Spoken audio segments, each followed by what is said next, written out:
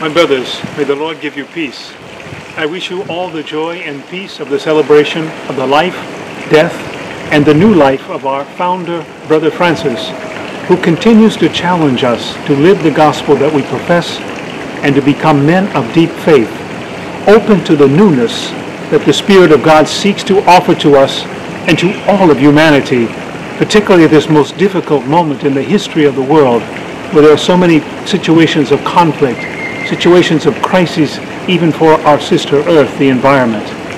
Francis challenges us to take seriously the possibility of living the gospel at its deepest level and of allowing God to enter into our hearts and into our minds, transforming us into what St. Paul tells us we are to become, or who we are to become, God's new creation.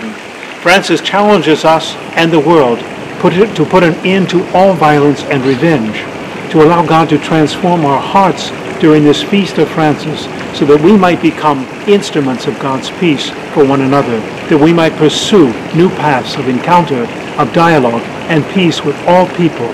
Francis challenges us to wake up the world, as Pope Francis reminds us, but we must first wake up ourselves. We must first enter into deep communion with God. We must embrace one another as true, authentic brothers, and embrace all those around us as authentic brothers and sisters, not allowing ourselves to be numbed into silence by the crisis, but allowing the crisis to lead us to a new way of being friars minor in the world today. Francis calls us to embrace the leper, to embrace all those who we might call enemies, to embrace all who feel divorced or estranged from the human community, so that we might once again invite all to participate in the newness that God is offering to us and to the world.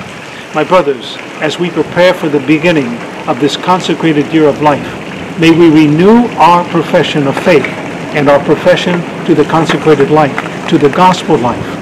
Let us take up the words that Jesus offered to his disciples in the Gospel of John, where he invites them and invites us, come and see who I am. Come and see what I can offer you. Come and remain with me. And in our preparation for the 2015 chapter, let us renew our commitment to the gospel identity to which we have been called as friars and minors in the world today. Let us welcome the newness of invitation to Jesus to leave all things that are holding us back from the freedom that God invites us to, and so that we might follow Jesus in simplicity of life and associating ourselves with our brothers and sisters who are poor and marginalized, becoming an authentic brotherhood of poor brothers who offer our lives so that others might live.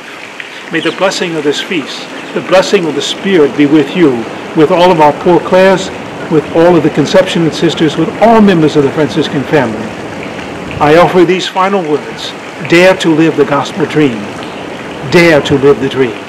Happy feast.